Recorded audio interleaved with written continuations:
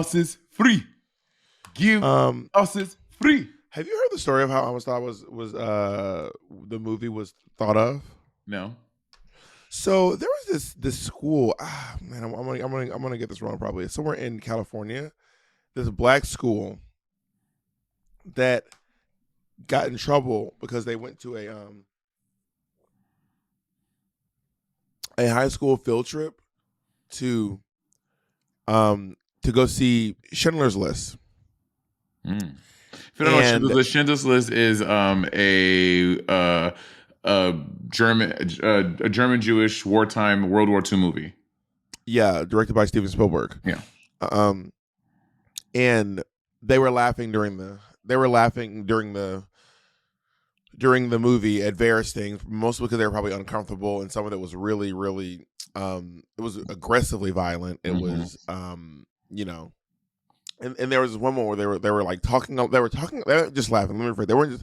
They were talking a lot because they were high school kids.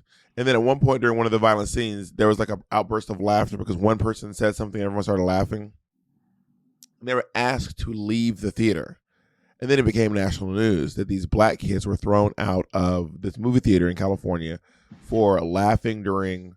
It was really boiled down to, which I just did it myself, but it was the headlines boiled down to like black kids laughed during Schindler's List, thrown out of school, and it ended up being an issue so big that the governor of California and Steven Spielberg himself came to the school to have a conversation about it because these black kids were really being villainized as if they just went to Amistad and just started laughing, and they were being painted as what did I say? Amistad. Oh yeah, sorry, Schindler's List, and laughing as painted as anti-Semitic. And then in the middle of the assembly, the kids had actually been having a lot of talks with each other and to their families and to other community leaders, and then one of the kids said to Steven Spielberg something along the lines of, "Well, have you ever Why are you only telling this story? Have you ever told any stories of any other? Have you told the story of the Black genocide?" And then I didn't know Steven Spielberg made. He directed Amistad, and then he said, maybe one day I will. And then a few years later, Amistad was released. Amistad. We never watched Amistad in school. We talked about it, but we never watched a movie. And this was in middle school that we had like a whole Amistad unit. But instead, do you know what movie we did focus on though? We watched because my middle school teacher, my 7th grade English teacher, Miss Negri, was obsessed with this film. She had all the models in her room, posters, everything. She was obsessed. Titanic. And we had, when I tell you, an extensive part of our curriculum was about the fucking Titanic. Did you not like that? No, but I feel like there were other things we could have focused on, other books that were more important than the fucking Titanic. You said like Titanic's a book. I think there is a book about it, isn't there? Yeah, but the Titanic's not, like, I wouldn't say the Titanic is a book. I would say the Titanic is a happening. Like, it was a thing. But it was the reading. We concentrated on reading the Titanic and talking about it and dissecting this phenomenon of the Titanic and what it meant to the world. I'm like, I just feel like for 7th graders, there were other things that we could have focused on that were more important, especially for our black and brown asses in Marine Park Middle School, the third worst middle school in New York State. And then you graduated and it became number 4. I'm just kidding. When I was in 7th grade, we read like 2 or 3 books a year. I remember every year of school, I think we read at least 2 or 3 books a year. But the only book I remember reading in the 7th grade was The Giver.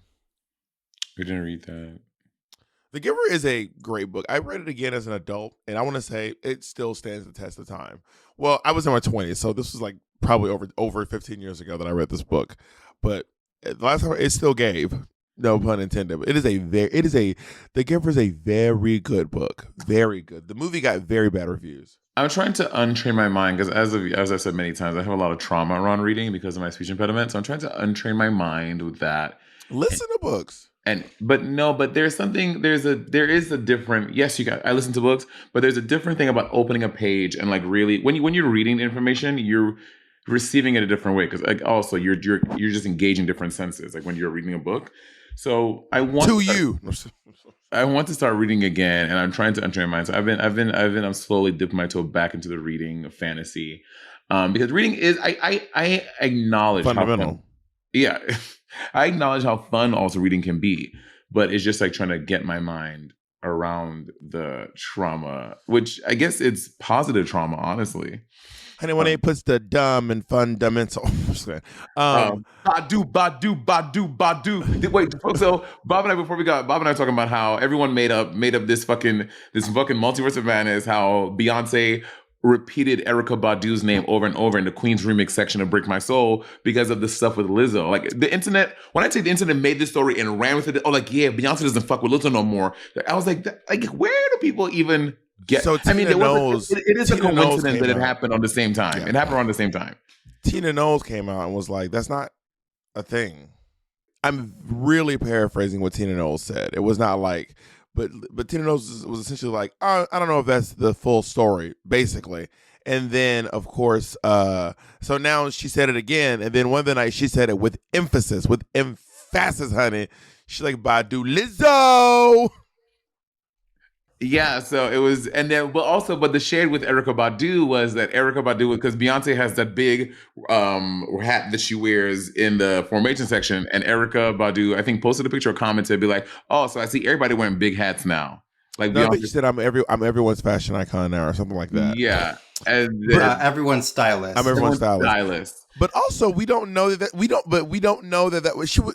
Beyonce is just out here saying stuff in fun ways. I don't think it was to Badu. I think there was one thing Beyonce said on tour that could be pointed back at one person, which is toward her mom, The Weeknd, and Donald Glover, when she kind of made a statement about the series The Hive.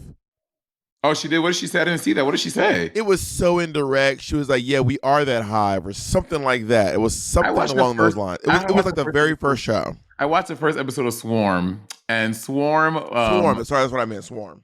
Yeah, I saw the first episode, and it looks like a really good series. I love that actress. I love her. Her interviews are so good. She just did an interview about, she was in her interview, and she was talking for Transformers.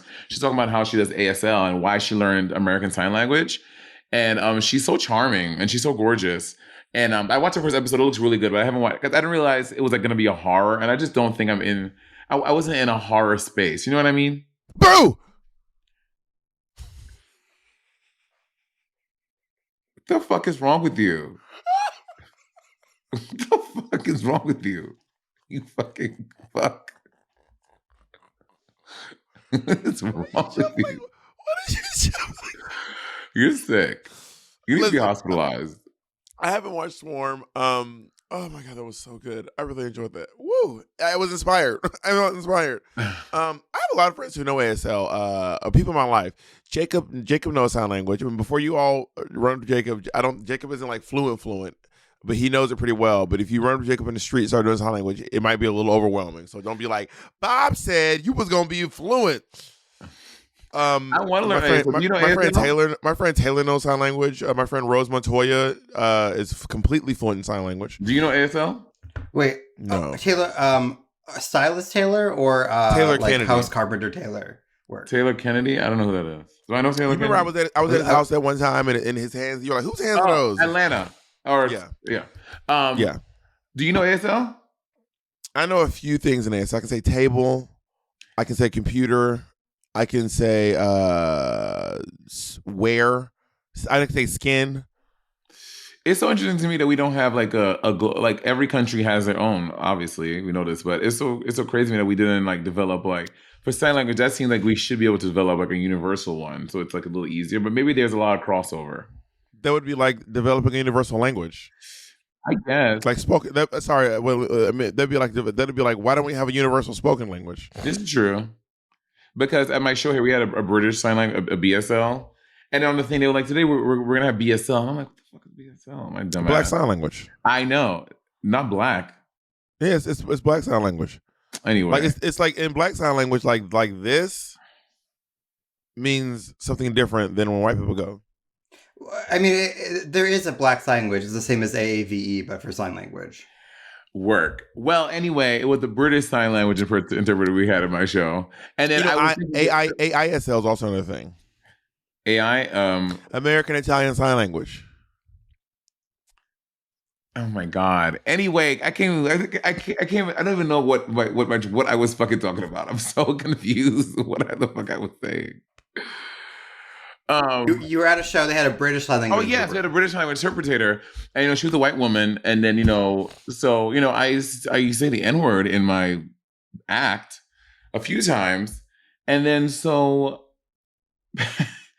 like Patty didn't want to, obviously because Patty's like trying to like ask for me, and he's like, so in this show, Monet says words that she can say. Not Patty little Mississippi ass. Monet say nigga. And Patty, I don't know. Patty has a slight Southern accent. I would say more slight than mine, but it's very slight. Like I have a slight Southern accent. I hear it in you. I don't hear it in Patty. I do not hear Patty's Southern. I don't hear that. You hear a Southern accent in me? Yes, I do. I've told you this. We talked about this on the podcast before. I do. And I hear a Caribbean accent in you. Okay, I'm not finding that. Down, do something now. What the fuck does that even mean? You know exactly what it means. Stop acting like you don't know what it means. From the South. Anyway. You know what bamba down, badusa down means. Stop acting like you don't know what that means. You literally know what it means. Bam bam beatum bam bam. Can you make that song on your album? Bamba down, badusa down. Oh, bamba down, badusa down. Bamba down, badusa down. Throw it round when you come to my town. Hey, bamba down, badusa down. That's honestly kind of slaps. Does it? So I think I just want to get our guest in here because I just love talking to her. She's so funny, and I'm watching her little square and seeing how her hair is just blowing. Peppermint always has just a natural breeze just blowing in her a natural plugged in breeze. You act like she's Storm from X-Men. The four winds from the southern seas and the Caspian. So let's take a break, and we're gonna. I know Monet doesn't own a fan. See, I think Monet just blown away because Monet forgot that people own fans. It's crazy to me. People don't own fans anymore. No, Monet, people do own. You were the one saying no one owns a fan, and me and Mateo was like, everyone has a fan. Do you have a fan? Yes, I have a fan. Everyone has. I ain't never seen that fan. Everyone has fans. Monet was on the pod literally like, don't nobody have fans. I was like, Monet, what is this, 1999? Nobody has fans anymore. We all have fans. Everyone on this call has a fan except you. Bob, I have never seen you with a fan in your house. That's not true. In your new house? When do you have a fan? I've had the same fan from my old house and the home before that. It keeps traveling with me. I don't throw it away and get a new fan every time I move. I probably have 3 fans in this house. Next time I walk to your house, plug that shit up, and I want the fan to greet me at the front door. If this mystical, magical fan literally like exists somewhere, I want to see. It'll be there with the Roomba. We'll talk about the Roomba after this break. Monet, talk that shit now.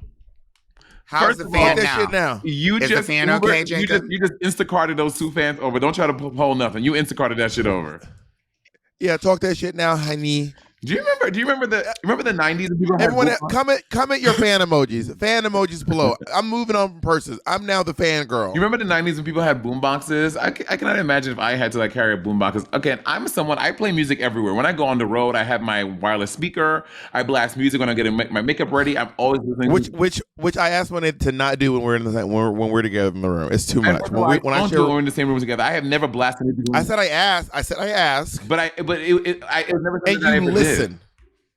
Yeah, you know better. Anyway. Listen, can we please welcome our wonderful guest, our sister. She is a true sibling of the pod. She is one of y'all's most she's one of the most beloved members of the Sibling Rivalry family. Multiverse. And she is one of my oldest New York City friends, for sure. I remember the first time I saw Pep out of a gig. And I just met her a few days ago. No, Pep hosted the first New York City nightlife show I ever went to. And I remember the first time I ever saw Pep out of drag. was at Wigs, not Wigs and Plus. It was at Orange Beauty. You remember what's that store on 125? Is it Orange Beauty? Me and Frosty Flakes were on the stairs, and then I just heard this very familiar voice behind me go, "Bitches, you are bitches. Both of you are bitches." And I turned around, I was like, "Oh my god!" And Pep was wearing some overalls. I remember you wearing some overalls today. And she was this is in Pep's in the blonde in her Eve phase when she had the blonde the blonde hair. Blonde. I would like to welcome to the podcast the co-host and co-founder of my other podcast, Town Hall, a Black Queer Podcast. Please welcome to Sibling Rivalry, a true sibling, our true sister. Welcome, Peppermint. Hey, y'all. Hi. So, hi, Pep. Hey, brother girl. from another mother, Peppermint, she's like one in a million. If brother from another mother means we have the same mom, Sister from another mister, and sister from another mister means we have the same dad. Baby daddy is each playing child support. So Peppermint, if you all don't know, Peppermint and I have a podcast called Town Hall, a Black Queer Podcast, which we are incredibly proud of. Only because Peppermint and my podcast, we couldn't find the time, so we were like, oh yeah, I was like, Pep, you should probably do the one with Bob, but she wanted to do one with me first. Pep ironically couldn't find time to hang out with you. Pep ironically was like, I'm busy that day. Oops. Y'all, I'm just saying. Don't believe that. I know what's up. Y'all, don't come on. Hey. All the rumors are false. Yeah. Wouldn't that be interesting if I did have a podcast, another podcast with Monet? Then we'd all have podcasts with each other in different situations. We still can. Pep, you and I could do a music podcast. Like, I feel like we need to have like a music podcast where we talk about like new music that's come out for new people and like just dissect it, because we both love R&B. We both R&B girlies. Bob swears he's an R&B girly. He's not. I have never claimed to be an R&B. I have never once been like I'm an R&B. I've never even said I love R&B. You intimated that you are. When I went talking about R&B. I've said I like R&B, but I've never been like I'm an R&B girly. I listen to Hall, a Black Queer Podcast comes out.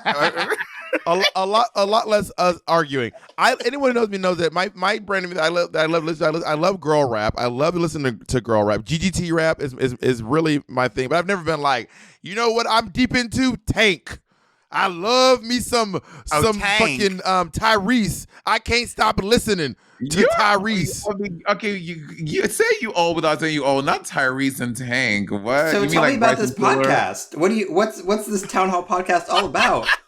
So Town Hall is where we explore themes on Black queerness through poetry, through art, through a varying depth of hilarity. But what's great about Town Hall is it's not just me and Pep talking. We also bring in each episode. We bring in at least 3 other people and 3 other perspectives where they get to tell their stories to you. Mm-hmm. It is a community-based podcast, so it's not just me and Pep sharing our thoughts back and forth. We allow people to come on.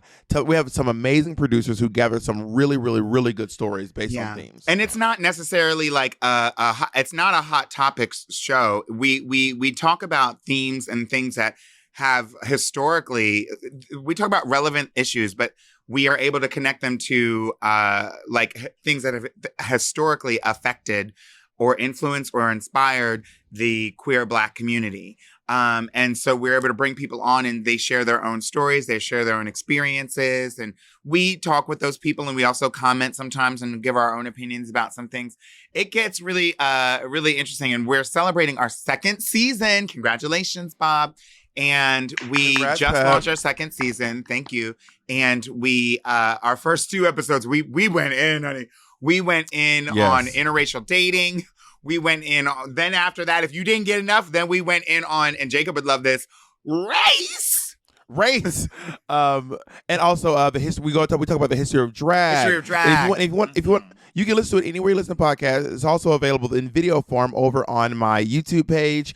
And each episode has a video that goes along with it. Each episode has a full video that goes along with it. Wait, it wasn't the 80s. It was the 80s with the boomboxes on the shoulder, not the 90s. Not the 90s? 90s people definitely. I'm not saying nobody had a boombox in the 90s, but I'm saying like people carried around those speakers because the like Walkman and CD Walkman were not like as widespread as they were in the 90s. In the 90s, like people had a lot of portable stuff. People used boom boxes, of course, like, Right. but I think car stereos became more popular in the 90s. And instead, if you wanted the whole neighborhood to hear your music, you just play it from your car in the mid to late 90s. In the 80s, it was like, they called it a ghetto blaster.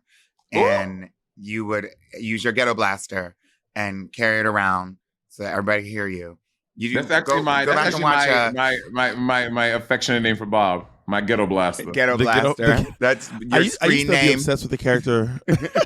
I used to be obsessed with the character Radio Raheem. And Do the Right Thing. Do the Right Thing. Radio Raheem was a guy who would just like cheer up the neighborhood with his music. I guess I could say spoiler alert, even though the movie is literally like over 30 years old at this point. But Radio Raheem has an untimely demise at the hands of the authorities. I review the movie. Is it the cops? Did I review with you? No. Who did I review? No, we did Poetic Justice. Okay, I reviewed the movie in my Pep Talks summer Black movie season. Pep, series. don't the cops shoot Radio Raheem? It's the cops, right? The cops strangle him. Strangle him. That's what it is. Yeah. Did you watch that the Spike Lee movie that they made into a series on Netflix? She's Gotta Have It. Did you watch it? I didn't watch this. I haven't watched the series. It's really good. I'm really mad they cut it off. That lead, she was so good. I'm surprised. What do you mean they cut it off? Like it was only 2 seasons. They didn't renew for a third. Oh.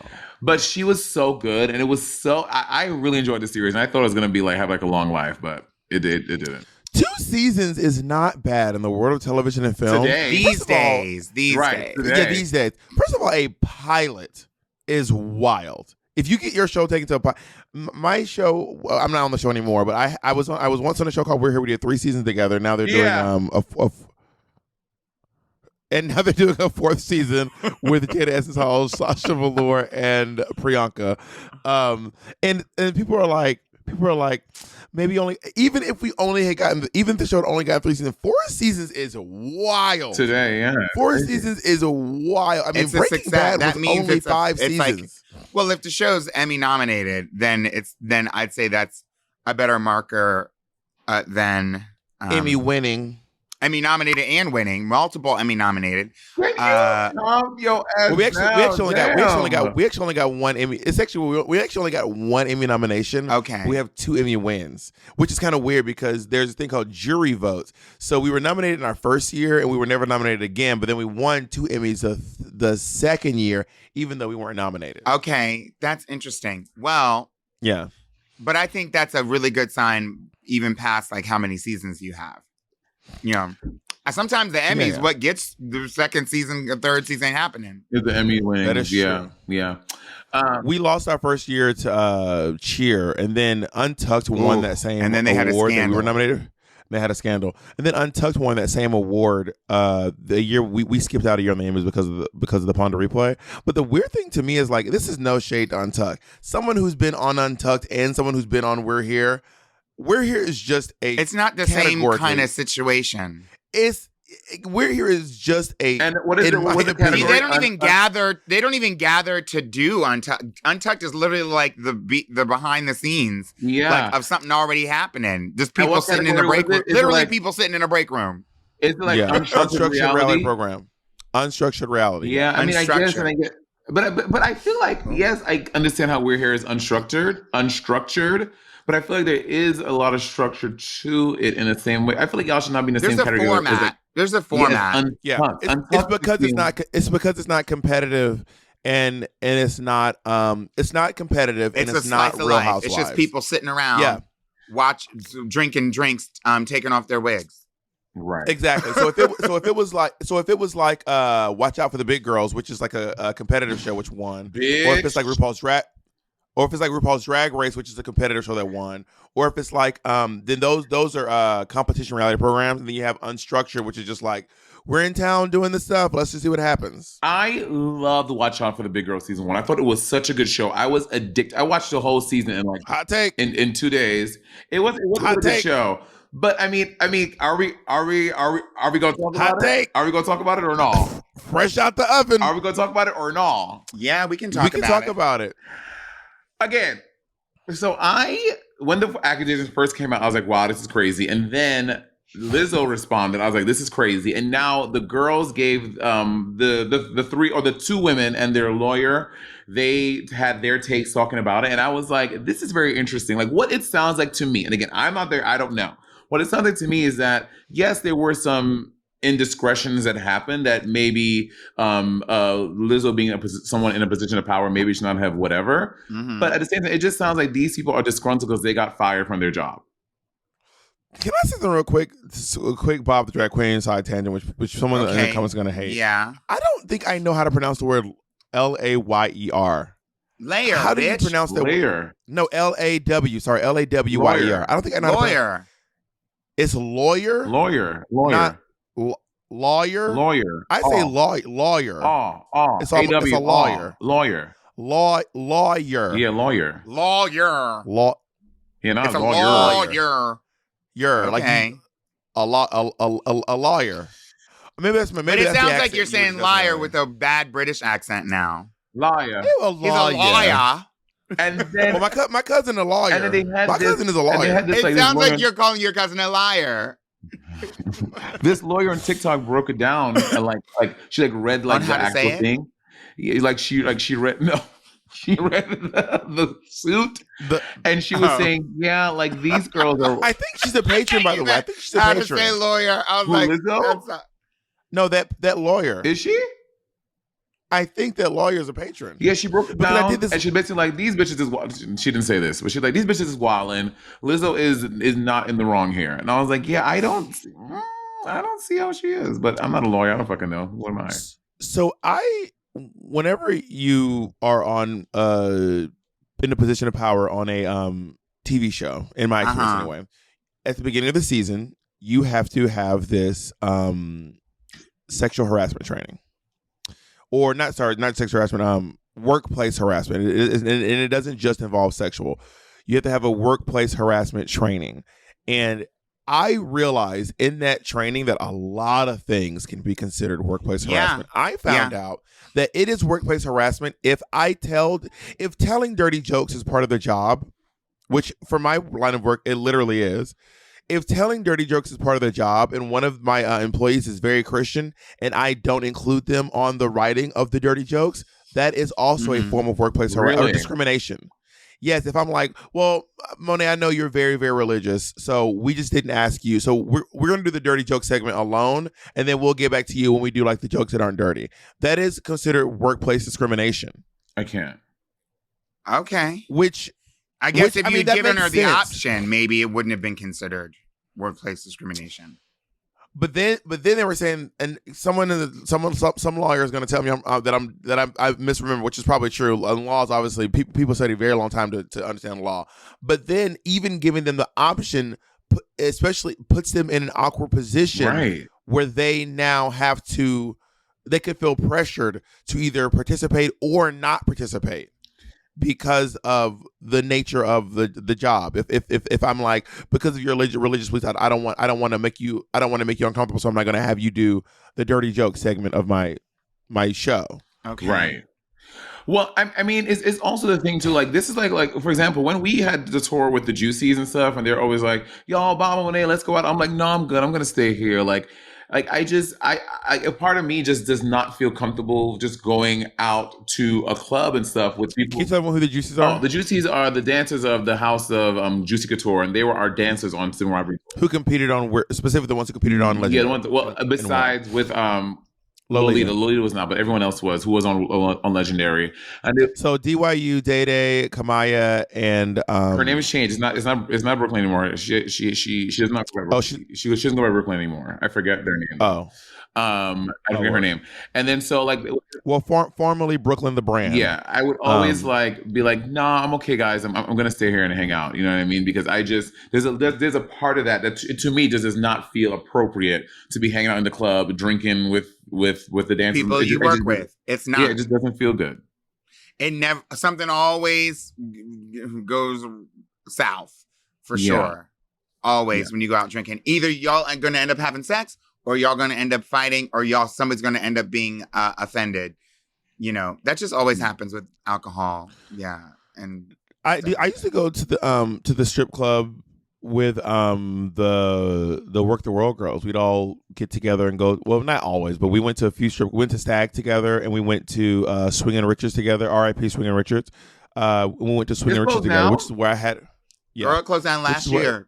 One of the things we lost in the fire, girl. Yeah. And I really, which when I had one of my favorite Violet Chachki moments that I talk about all the time, and I will retell the story if you haven't. It is Violet Chachki. Was that when she still lived in Atlanta? No, we were all on tour together. So me and Violet sat down and we were like, if you want a stripper to come to you, you just lay out your money and they will just like walk over to the money, right? So me and Violet laid out all this money, and this guy walked over and he started dancing, and then he leaned down and he was like, I'm straight.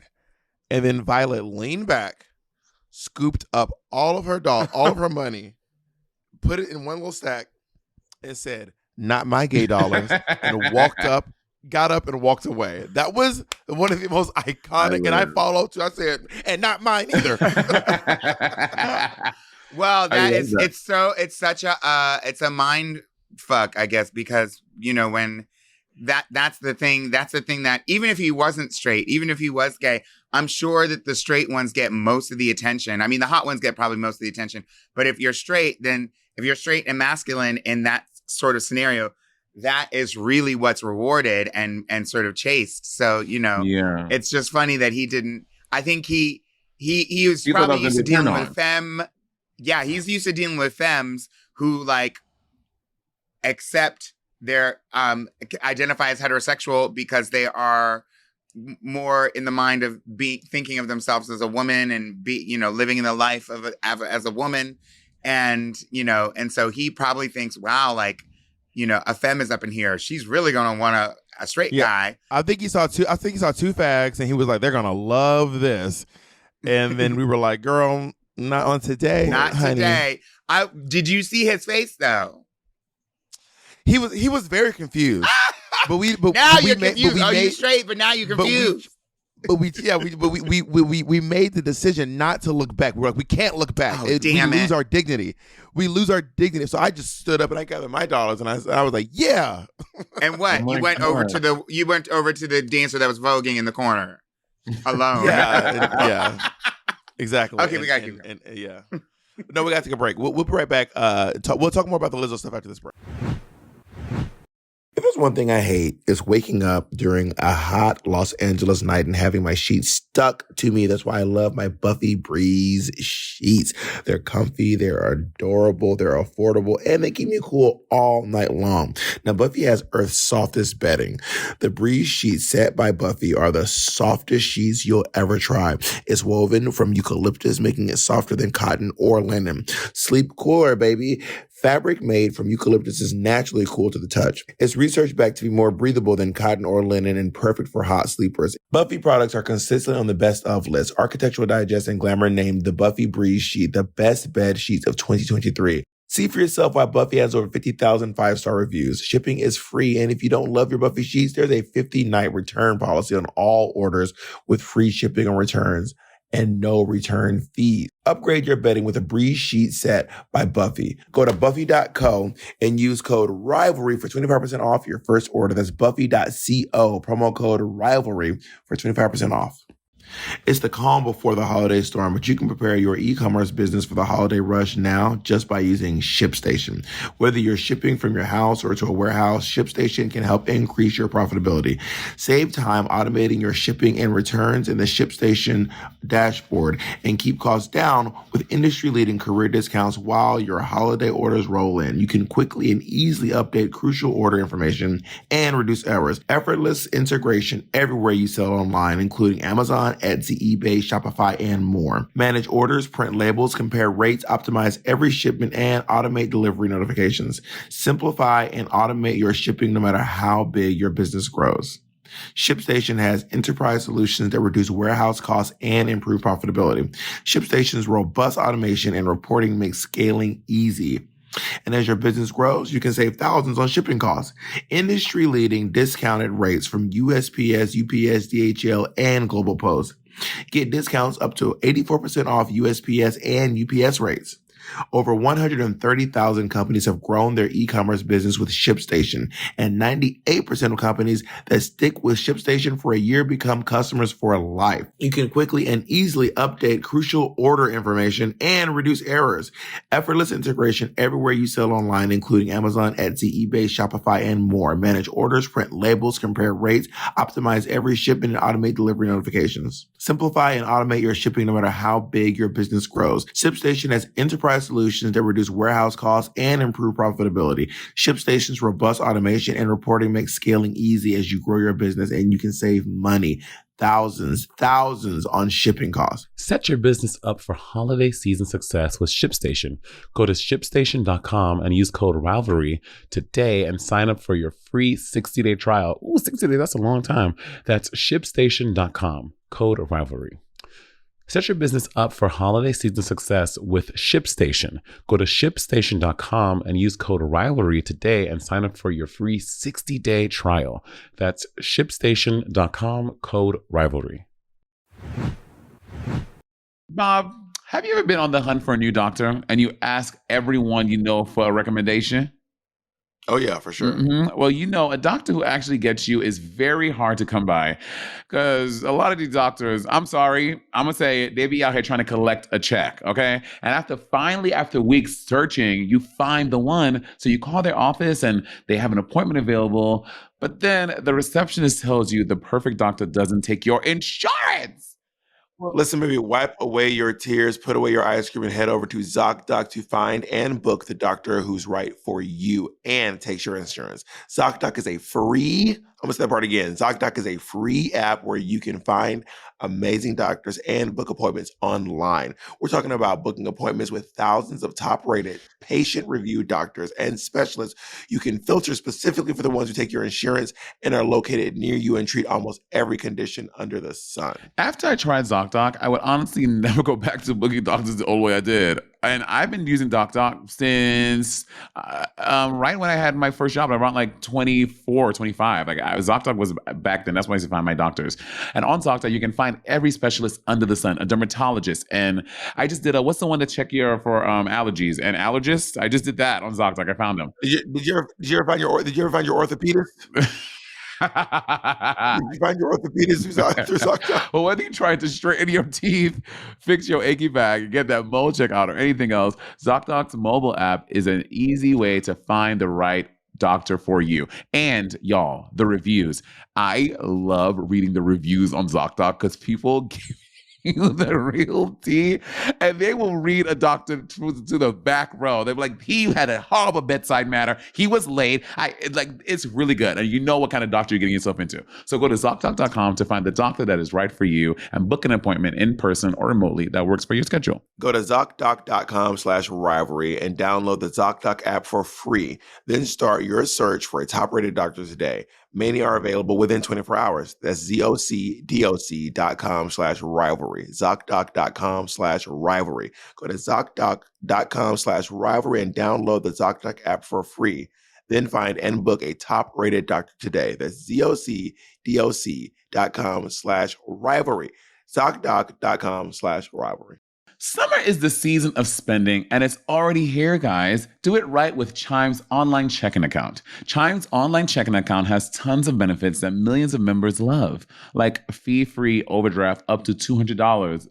I could have used some Chime back in the day, okay? Girl, I don't even want to talk about the overdraft fees.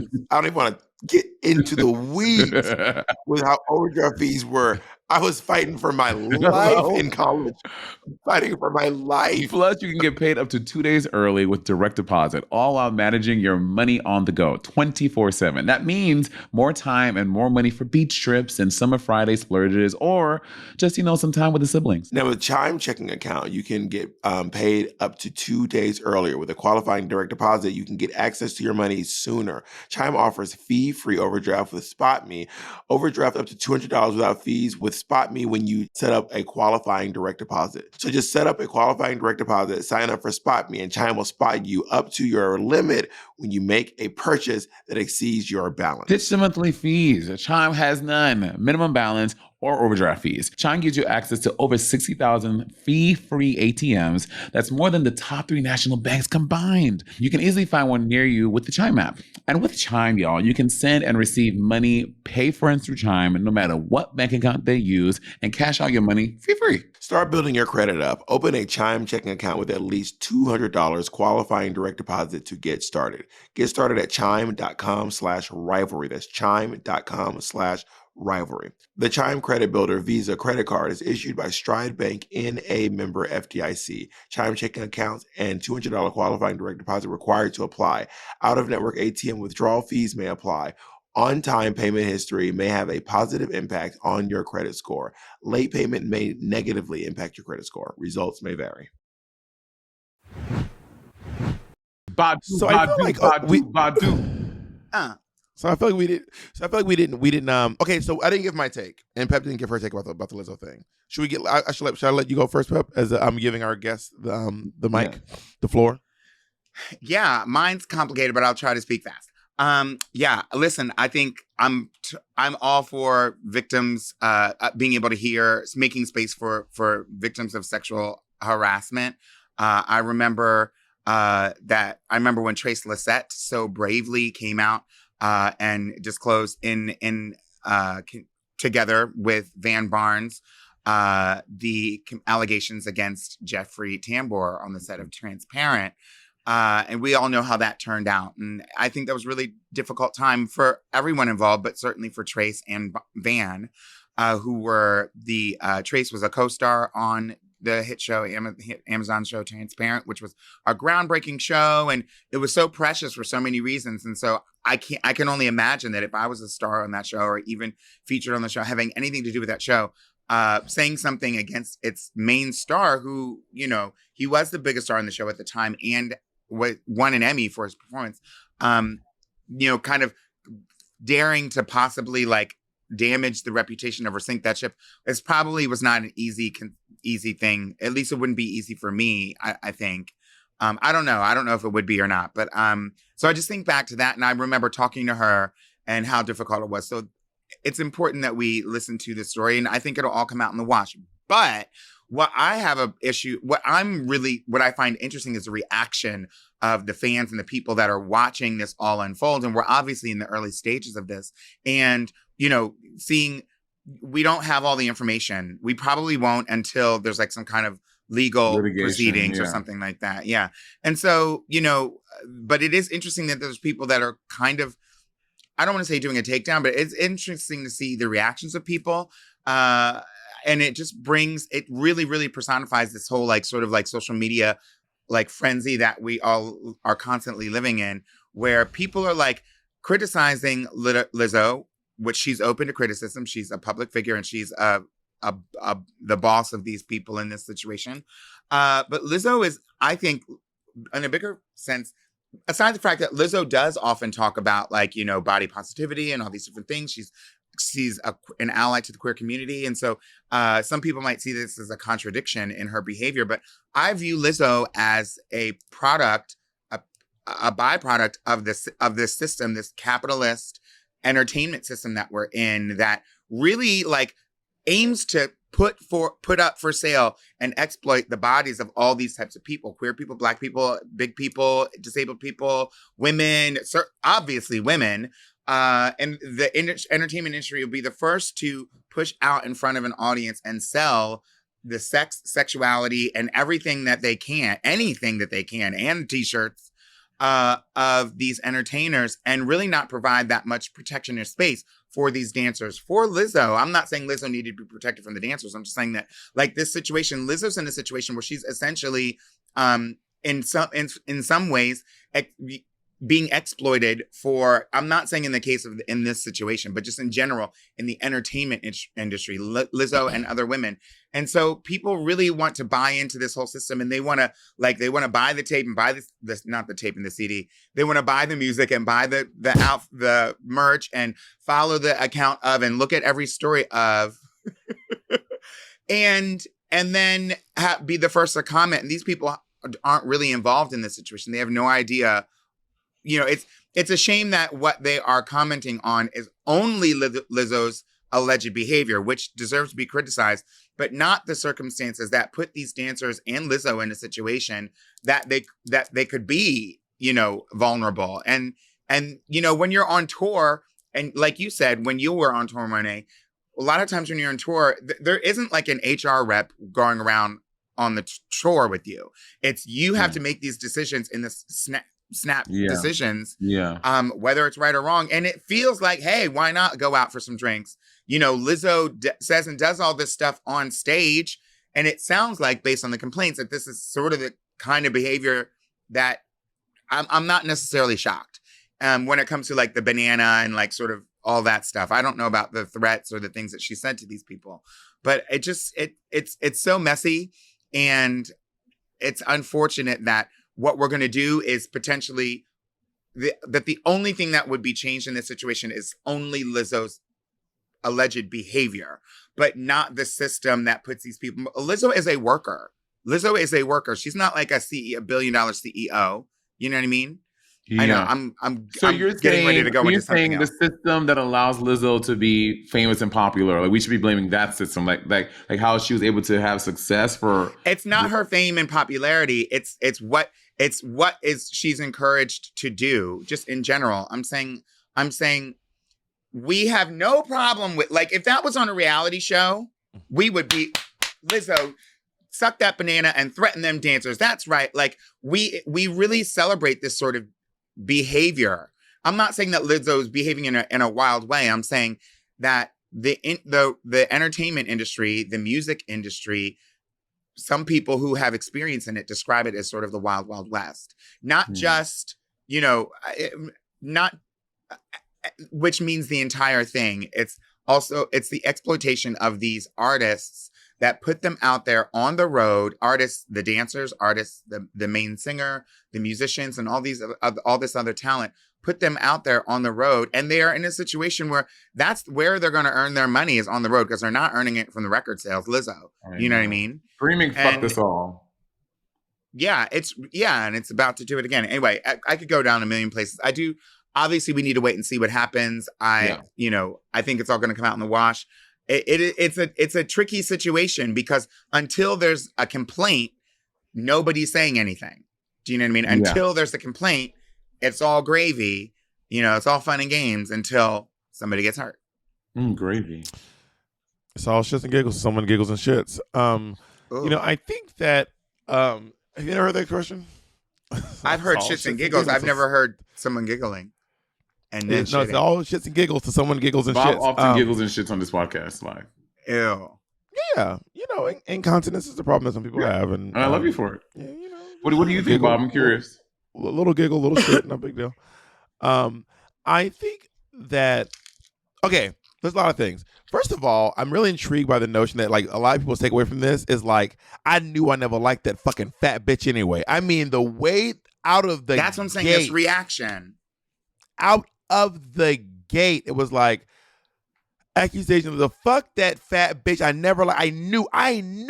It was something in my spirit told me as soon as that fat bitch got on my TV, it was something about her I didn't like, and I'm glad I knew. Mm-hmm. You know what I mean? I think that what the dancer's saying is probably not 100% false, but I think it's probably also not 100% because there are moments where you hear them say things like, "I had a feeling." Like the guy would be like, "So did Lizzo like fat shame you?" And then she'll be like, "I just had a feeling that they were not happy with the way that I was gaining weight. I just had a feeling."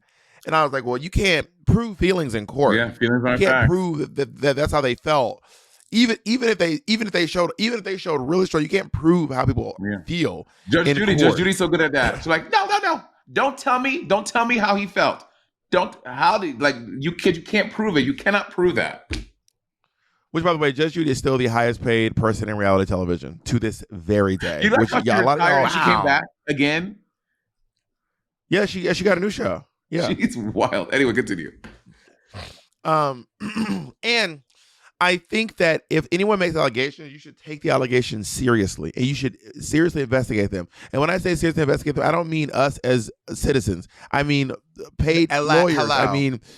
I mean lawyers and investigators, people who are not just random podcasters and hairstylists and even other dancers. You know what I mean? Of course, you can look into it. Feel free, but I don't think we're close enough to the source material to say whether or not these things happened or did not happen. But we it can always seems speculate. like what's going to be the deciding factor.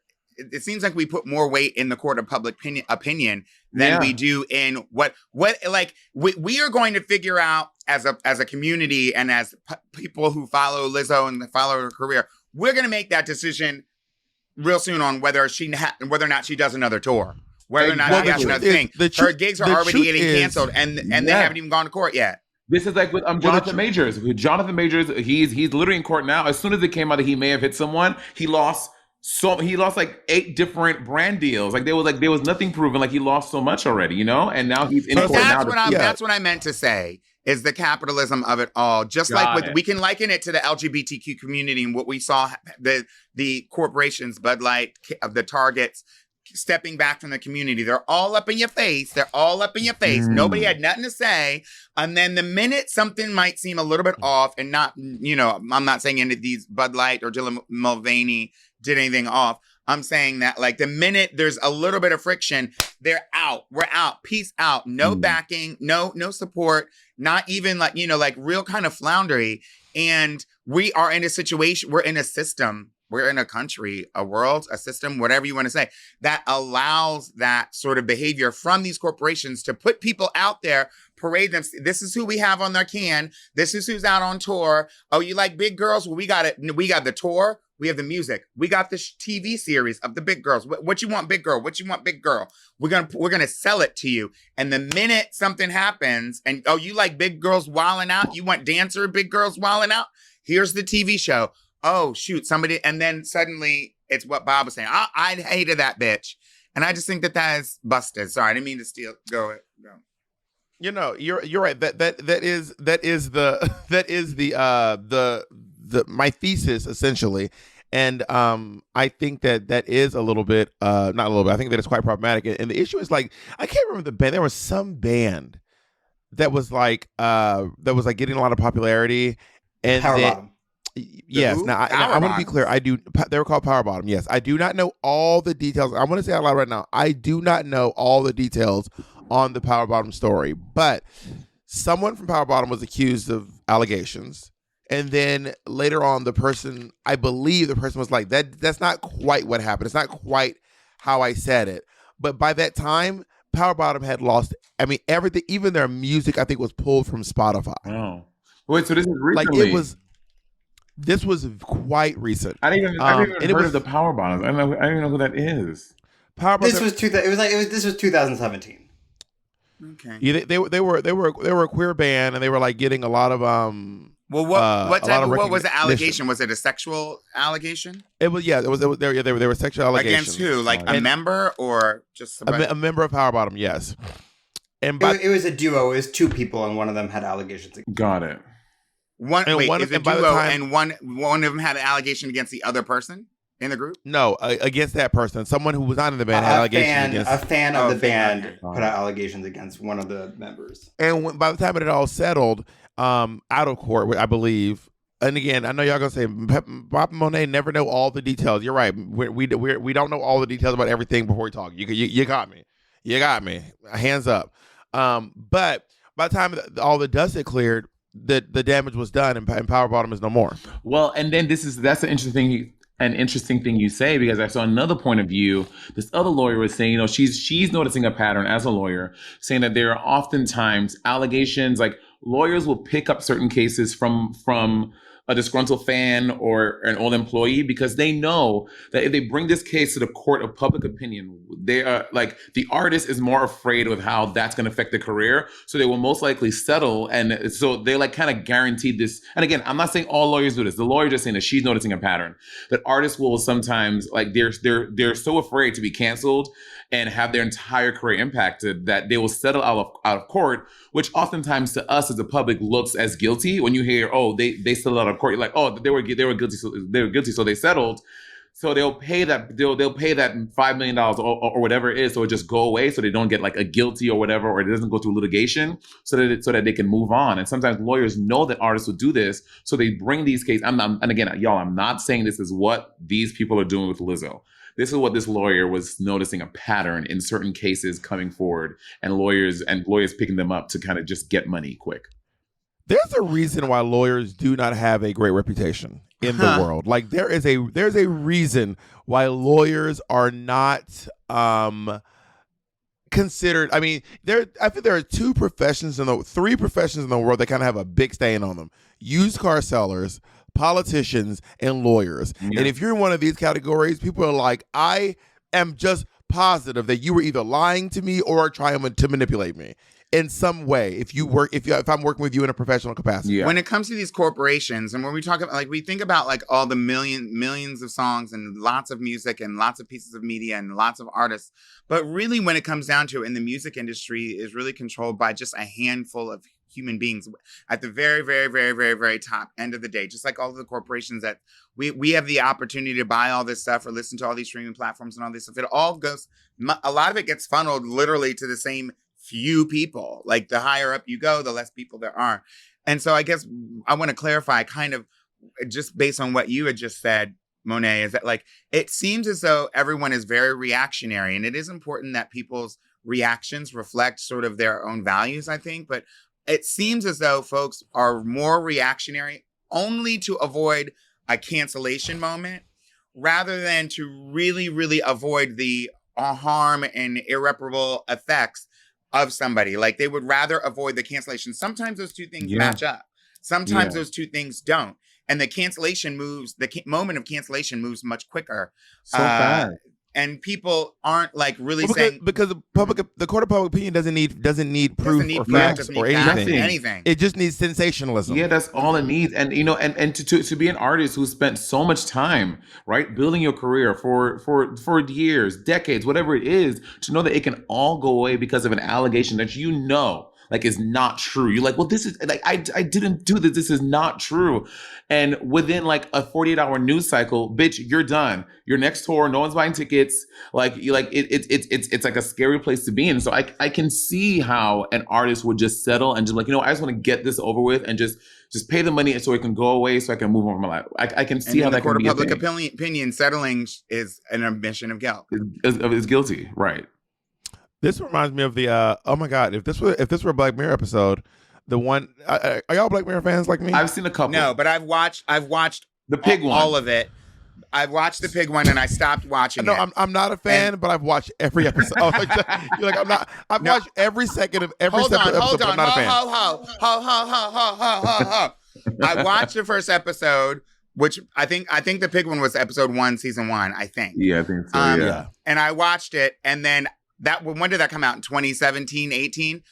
Something like that. 18, 19, maybe, whatever. Yeah, pre-Ponder Replay, yeah. I stopped. I was like so mortified, and I was like, I feel violated. I can't watch this. So I didn't watch it. And then, in the light of the strike, the SAG-AFTRA and WGA strike, I decided to watch this show that everybody was talking about, a Black Mirror episode, Joan is Awful. So I watched that, which no spoilers, but it was last season. Those of you who didn't watch, it's basically about. No, it's this current. It's the most recent happening right now. 6 seasons. Okay, but it's all out now. Is I guess my point. Yeah. And like 2 months ago. It didn't come out that long. It came out like 2 months really? ago. Oh, it felt like. Yeah. Well, this is my confusion because I watched it. And then like Netflix. Anyway, spoiler alert! You all know what. If you haven't seen it yet, you have time to log off because Pep's going to talk about her opinions on Joan is Awful, which is from the most recent season. No, I'm not. If you, you could. I think once you give a spoiler alert, you can say anything. Spoiler, fine. I said no spoiler, didn't I? Whatever. I don't know what I said. Oh yeah. Go ahead. I won't. I don't need to tell it, but it lines up closely with what we're talking about. With this I don't know what's going on. Anyway, I watched it. I ended up accidentally watching it. I watched that episode, and then I was like, ooh, this is good. Are there more episodes like this? And I watched the whole season, and I was working with my hands and doing some hair stuff. And then before you know it, Netflix was like, oh, you like that? Let's go back and watch all of them. And so, like, I ended up accidentally watching, and I couldn't tell where the 6th season was or not. It wasn't a clear marker. Yeah. And so Don't I you just hate when kept you watching them. accidentally watch 4 seasons of a show? Don't you hate when you sit down and you accidentally watch 4 seasons?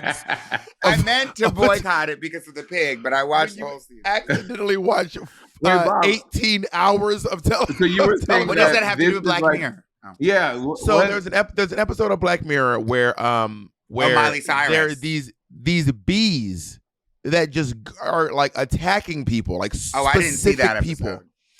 So there are these bees that attack very specific people. But they found out that with the bees were these mechanical bees that were connected to the algorithm. So whoever is the most hated person on the internet It's gets the killed by the Beehive. bees. Wait, I wanna The watch bees- it. Dragging Beyonce. I gave spoiler alerts, But and then you what, asked what, me. what do I do, bitch? I'm in the thing. What am I gonna do? Just Well, you asked me to tell you. You It's said, still tell me how does interesting, this bitch. relate? Every single Black Mirror episode you've watched, somebody said you got to watch the gay episode, the lesbian episode where this happened, and you have to. Is that Black Mirror? Yeah, and Yeah. and the thing. Oh no, that's the herbal zombie movie. Herbal. No, Black Mirror has a really famous lesbian episode. No, and they have a gay one too. it's not the Oh, no, gay. no, It's not the gay I've seen male this, yeah. episode. It's a lesbian episode. oh my god! I hear the Also, word Black herbal- Mirror one also more herbal time. I'm going to zero. Also, split my herbal zombie throat. was a great. Herbal zombie was a My great. No, I don't like I herbal hate- zombies. I don't like herbal zombies. I ate with herbal zombies. I That was don't like some of my herbal best- zombies. No, that was show Anyway. was tired. Except for But that episode. what happens is the bees use the algorithm. Anyway, Lizzo would be stung to death. That was my whole thesis. But now that I got that out of the way, I want to talk directly to Shonda Rhimes and Ryan Murphy. Everyone tag Shonda Rhimes and Ryan Murphy because I want to say this. Hold on, Bob. I don't think that's a good idea. You know what I'm going to say? Let me say it first. Shonda Rhimes, Ryan Murphy, we are not done hearing trans stories. Pose wasn't enough. I was so happy to see Peppermint on my screen for Pose. It was Peppermint and the lady who was on your episode. What was her name? Oh, Cecilia the cleaner. Gentili. These two need a whole show. I'm into that. This was one of the best fucking. It was the best episode of the show. It was hands down, and not just because Pepper's one of my best friends. This is total side note. This was the best episode of Pose, and I'm proposing that we get those two after the strike to have a spin-off where they are the main characters. Thank you for my TED Talk. Oh, I was so confused. I thought we were still on Black Mirror. Well, we were talking about TV. We've jumped. We've moved. I think we need to move on from TV. I don't think we can use a lot of this. I mean, I'm not scabbing. I'm not saying go watch. Listen, me, Pep, and Monet are all union strong. We are down there. We're not. Me, Pep, and Monet. We're not doing films. We're not writing. We are all quite union strong. Which, by the way, can you see Jinx? Also, you're allowed to review. Also, SAG allows you to review shows. By the way, if you're a content creator who reviews TV, even if it's SAG content, you can still review it. Jinx You're allowed and to do Dayla want to be us so bad. Did you see them? They were at the same place we were protesting, and they were protesting just like it. They want to be us so bad. They want to be us so bad at the Paramount Studios in Hollywood. By the way, if you're gonna strike, the best place to strike, just for like your own vibe, is Warner Brothers. Warner Brothers is a much better. First of all, the walk is when you strike at Paramount, it's a really small. You're like loopy. You get dizzy, baby. That Warner Brothers strike, you walk about, I would say, a quarter mile. You get your steps in. It's one direction. Netflix and Sunset and Bronson, I think that Netflix one is long too. You can look that is a trek. Also, for the first time ever, when you're driving, this is so Hollywood. When you're driving, I don't even know what the street is. I think it's toward Burbank, past Warner Brothers. There's this huge ad wall, but the ad wall is empty right now. Are they like with the union? Are they with us? Are they like we're No, with you you can guys? do We're gonna advertise commercial. this? You can do commercials. But this wall, I've never seen this wall empty. It was kind of gaggy when I was marching. I was like, oh, that wall, I've never seen that Well, wall. it depends empty on. I before. guess it depends on who's in control of the ad wall. Yeah, you know, they're probably not. I don't think that if you're selling ad space, you're probably not in these streets being like, I'm You know, I had a thought fighting for the little man. to go strike in full drag. I literally thought about it for literally 0.2 seconds. I was like, absolutely not. I like also, there's no. I'm not helping our cause by going out in drag. No, it doesn't. That's just like that's sensational. You might help. You might help if it brings eyes. Like if you go down to the strike, I don't know how strikes are in LA. The strikes are like the people out there, they're like listening to music. Some of them are dressed wild. In my opinion, if it brings attention to the strike, then it doesn't necessarily have to be a bad thing. I saw like Monet saw I saw Instathought shirtless. You remember that Monet? That guy who was like shirtless, like posing. Oh yeah. And then he put his shirt back on and started walking again. Yeah. If it brings attention to the strike, then I think that the strike is very serious. I Okay, think people I are very have a serious about one question. of these wages. I wish I'd I have sent an this answer. to you all to watch, but did you hear? Could get murky here. Did you hear about speaking of the strike and speaking about unionizing? Did you hear about Housewives Bethany Frankel bringing suit on behalf of unscripted reality performers and talent on reality shows, and in conjunction with, I'm not sure if y'all watched Netflix shows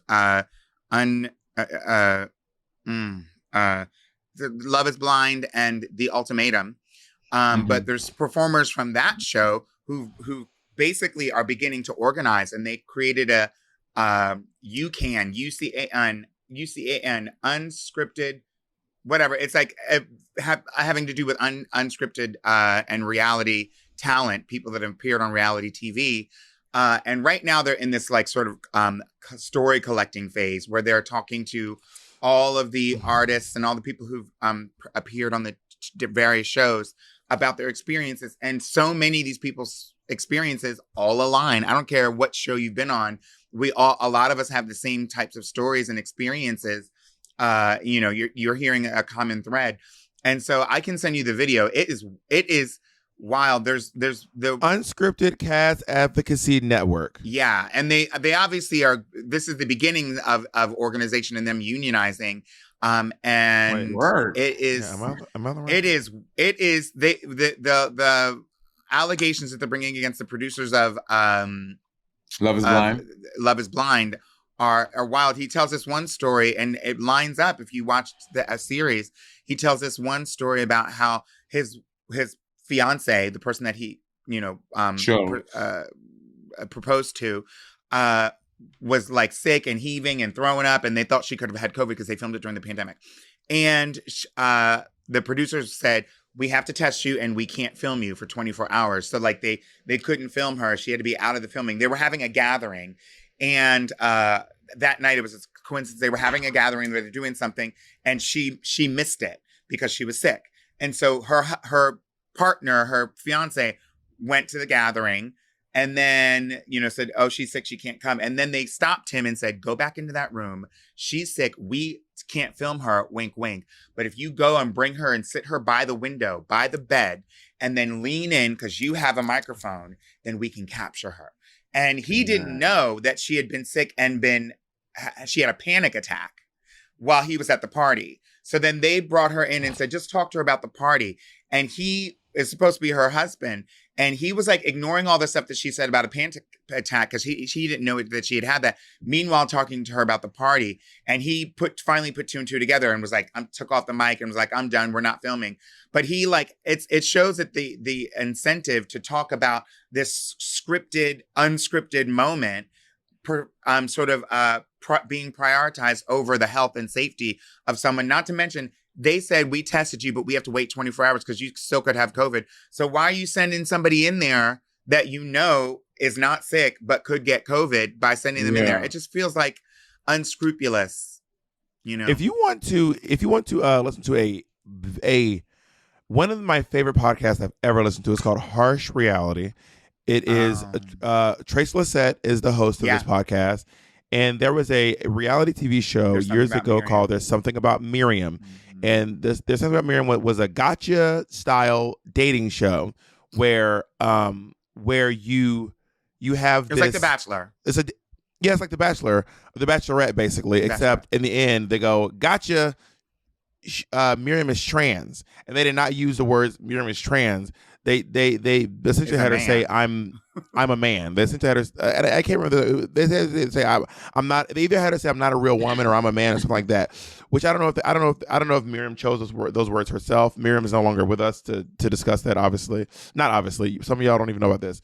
But what I'm saying is, it is about a gotcha style reality TV show where they get a bunch of cis men to date a trans woman. Straight cis men to date a trans woman without disclosing that she's trans until the very last person, and the wild social ramifications that have come into play after. It's a great listen. It's not too many episodes. It's one of the most. I think there are 6 episodes. I lied. There are Harsh Reality. This was 8. Yeah, Harsh Reality. Interesting. Yeah. This thing about Miriam, I don't even remember that being in my. Yeah, it came out in the early 2000s. They did the same thing. It was obviously after The Bachelor had become wildly popular, and they did the same thing. Right. There was an American version on Logo with Calpurnia Adams. I can't remember what it was called. It was the same exact thing where these guys had to like vie for. It was The Bachelorette, basically vie for her attention, take her on dates. She chose a couple people, and then then she chose the person, and they were offered either. At the very last moment, when they proposed to her, before she could say yes, she had to say something like, she had to come out. I don't remember exactly how the rules work, but she'd come out, or they could take the money. You could take the money, and that means you're telling me no because you don't like trans women. Or if you get with the trans woman, you have to leave the money. Like, it's that much of a choice. But they didn't know that she was trans the whole time. And then at the end, she did. And I believe, but that show, one of the guys committed suicide because he was on a TV show. He'd already signed. Of course, they get you to sign everything away, not knowing, you know what I mean? And so, it was just like, obviously really upsetting. And the 2 shows that had a dating style situation where a trans woman was at the center and the star of them ended up having death and murder involved. And, because they tricked these guys into watching the show. I'm not saying that the trans women tricked them. The trans women were not the show production. The show. That was the entire premise, to keep it a secret, right? Yeah. And it was a different time, and that's obviously something that we would never do today. I think it was something that was not really a good idea, clearly not good idea to do then. But it just goes to show you that the producers of these TV shows will oftentimes prioritize getting the story on camera rather than regardless of what happens, we'll take care of it at the end. And they do hire a psychologist allegedly to have one that you can talk to afterwards if you're having a problem. But so many people have committed suicide after these reality, and harmed themselves after these appearances on reality TV because they've been tricked into it. And the conditions that you're in, you don't have community, you don't have access to a phone. A lot of the times you're sequestered. They don't feed you on a normal schedule because you're working 16 hours because you're not union, even though the crew is. They don't give you access to water. They'll give you access to alcohol. That's the crazy thing to me, that I'm happy that this UCAN, that unscripted is starting to get together and unionize. But that's always been crazy to me. Would have been nice 8 years ago. I know. Crazy to me how UCAN, how the entire crew, everyone is union except the players who are being captured on film. Like, I feel like hopefully a clause that will be part of this union is once you sign on to do a reality show that is union, you automatically are put into the union because you are not part of this ecosystem. Yeah, we all need to be unionized. And honestly, so do the CEOs. Someone needs to make sure these CEOs are protected. I'm kidding. I'm joking. I'm kidding. That was a bit. That was a It wasn't. bit. It wasn't, y'all. That was a Freudian slip. That's what Bob really think. Y'all saw a peek into the real Bob the fucking drag queen. Okay. Yeah. Bob the drag queen, the 1%. But what I'm also trying to say too is me and Peppermint were right after I listened to Harsh Reality, I always call Pep with a harebrained scheme. If either Pep or Monet is gonna get a call and be like, "I got my next big plan." I had to. It was like this, like Monet. I had this idea. Hear me out. Pep, listen, hear me out. And I really want to see the dating show where it is a black trans woman. It's disclosed up front, and it is a bunch of men vying for her love, and they know she's trans. That's the reality show I want to see, where it's not like I gotcha. It's just like yeah, she's trans, and you know, and me and Pepper talking about, you know, I don't know if the term trans attracted or trans amorous is kosher right now. I don't know which term people are using, but I mean, I think it's interesting to see love for trans people and affection and desire. I would agree. I mean, I'm someone who's attracted to trans people, and I mean, as Pep put it, I have a little space at the table for everyone. Well, Pep, I have a question. If there was like, because for some reason, of all these fucking reality shows like Bachelorette, Love Island, all these things, the ones that seem to stand the test of time, because I follow a lot of them and they're still married, they're still thing. Love is Blind. These people seem to really be finding love in the show. All the other ones, it seems like people are just out here to try to get famous. Yeah. Yeah. Love is Blind. Although there are some people from Love is work. Blind that Netflix did have a show. It's really interesting to see sort of them after the show at the reunions and all these things. I agree. Mm-hmm. I think I don't love a lot of dating reality shows, but there's two that I can get. There's three that I can. Okay, there's four. I like. Okay, there's 12. Okay, there's 18. Okay, but, I mean, every one of them to be except fair, one. there's like 70 that you can choose from. Yeah. In order, my favorites are Are You the One, which is old school, which they Are You the One, The Ultimatum, Love is Blind, and there's one more. When I don't get those three, a distant fourth is Too Hot to Handle. And the reason why I like those shows is because they, in their own way, incentivize the cultivating an actual connection with people. Yeah. You know. Are you two insinuating that Shot at Love with Tila Tequila is not I was just talking about show the show that harbors? You know that there's a new Tila Tequila out there. There's a new bisexual dating show on the scene right now, which is so funny. I'm like, girl, it's 2023. What's it called? Like we got, like I can't. It's like this woman. She's like, you'd think being bisexual, I'd have all the dating options. I never heard of it. But you would. How I can't remember the name of it, but I was like y'all, like it's Bisexual dating 2023. Like are we still in these streets acting like you know, I don't know. Yeah, I Bisexual mean, I would dating love to see Bi-curious dating. I would love to No, see, It's called Love Always. there it is. I would love to see a queer trans Love is Blind. I would personally, I would fucking love that. I mean, I know. Yeah, let's get it. They did I do would love an that. Are You the One? Do you all know Are You the One? I never seen that. Is that No. on Netflix too? It's an MTV reality dating show, and apparently they were probably really in their heyday, like early 2010, probably 2013, 14, 15. They took a break and then they came back during the pandemic with a queer Are You the One? That was season 8. And then they came and then they continued. And basically it's they get a bunch of people together. They go through and they do matchmaking. So they get everybody's profile and they match make everyone. They match people up according to their likes and preferences and all those things by a professional matchmaker. And then they scramble them up. Nobody knows who their match is. They scramble them up and dump them on an island and say, find your match. And if you Why the island? At the Can I end, be in a hotel? I know. At the Why, end of why the is it always got to be in the sun? I don't know. I don't know. We took these loves and put them in a they need volcano. because they need an excuse. They need an excuse to have people in bathing suits while you're waiting to figure out who's going to win. Yeah, Bob, because other people like to be luxuriating in the sand and the beach. You're the only one that don't like the beach and the sand. Everybody else here likes the beach and the sand.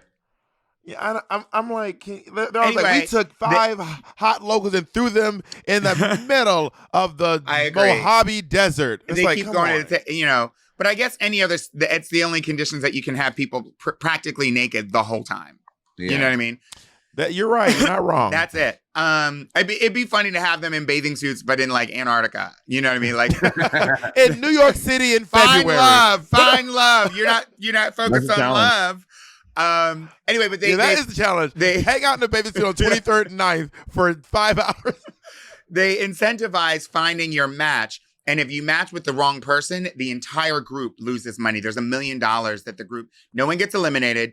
All you have to do, it's $1 million and all 10 people split it, but only if you're matched with your pre-assigned partner. And people get connections with the people. They fall into their old ways. They have a type that they're looking for. They have a list, and so like a lot of times they make the wrong choices. And their match is somebody else that maybe would be a good idea for them or whatever. But they have to find that person. And every single time that they get asked, is this your match? And if they bring up the wrong person, then they lose money. It's a good one. We do have to wrap up soon. But if we're out here, Who's that? recommending reality shows, the one that was it is a real mind fuck of a show. It's called LOL, Last One Laughing. They have one for Canada, one for Australia, one for Mexico. They put comedians in a room and you're not allowed to laugh. You're not allowed to laugh. But do you have to do things? I mean, the comedians are trying to get each other to laugh. And the one for Canada is, by the end, you feel so crazy just watching. And they're dating? There's no dating. It's just and they're in a volcano. We've taken 15 comedians, throw them into bikinis, put them in. Maybe I'm like having make them date. Maybe my brain's crazy today. I just feel like we're talking about so many different topics. I don't understand. And that's why Lizzo should be in prison. Thank you for coming to my TED Talk. All right. Thank you all for listening to our podcast today. Bye.